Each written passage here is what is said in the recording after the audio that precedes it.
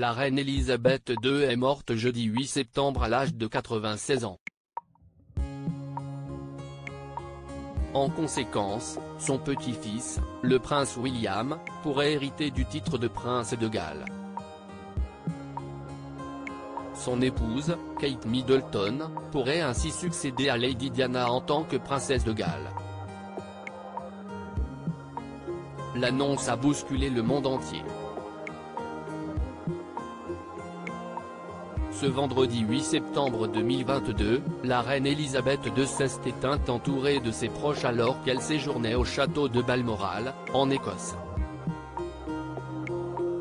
La reine est décédée paisiblement à Balmoral cet après-midi, a annoncé un communiqué du château, publié à 18h30 heure locale. Le roi et la reine consort, titre désignant désormais le prince Charles et son épouse, Camilla Parker Bowles, note de la rédaction, resteront à Balmoral ce soir et retourneront à Londres demain. Elisabeth II décédée, son fils, le prince Charles, lui succède à la tête du Royaume-Uni et du Commonwealth sous le nom du roi Charles III. Et il n'est pas le seul à changer de titre. En marge de l'accession au trône du fils d'Elisabeth II, le prince William et son épouse, Kate Middleton, deviennent ducs et duchesses de Cornouailles. Selon la tradition, qui veut que l'héritier du trône porte le titre de prince de Galles, William devrait également hériter du titre détenu par son père depuis 1968. Cela ne se fera néanmoins que si et seulement si le roi Charles III le décide. Techniquement, Kate Middleton héritera du titre de princesse de Galles si le prince William venait à hériter du titre de prince de Galles. Une autre question se poserait, Kate Middleton deviendrait-elle automatiquement princesse de Galles, héritant ainsi du titre de la mère de son mari, la princesse Diana? Techniquement, oui, mais la duchesse de Cambridge et de Cornouailles pourrait choisir de ne pas utiliser ce nouveau titre.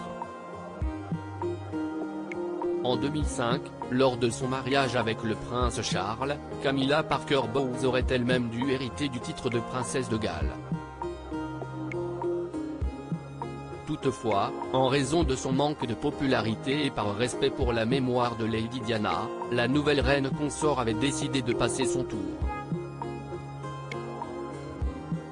Camilla n'était pas populaire et aimée, même si cela a beaucoup changé depuis le mariage puisque Camilla a pris de nombreuses responsabilités et Charles est beaucoup plus heureux, explique l'experte en royauté Marlene Koenig à Town & Country.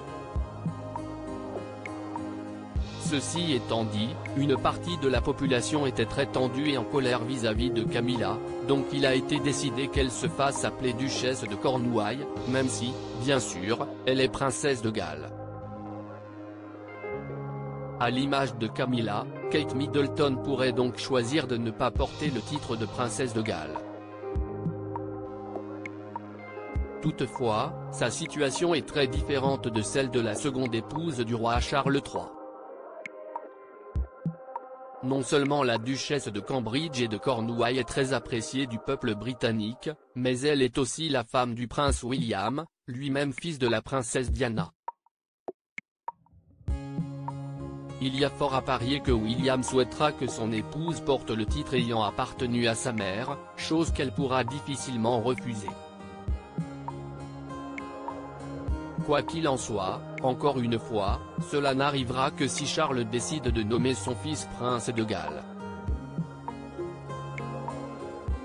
Il faudra donc patienter un peu avant de voir, peut-être, une nouvelle princesse de Galles succéder à Lady Di.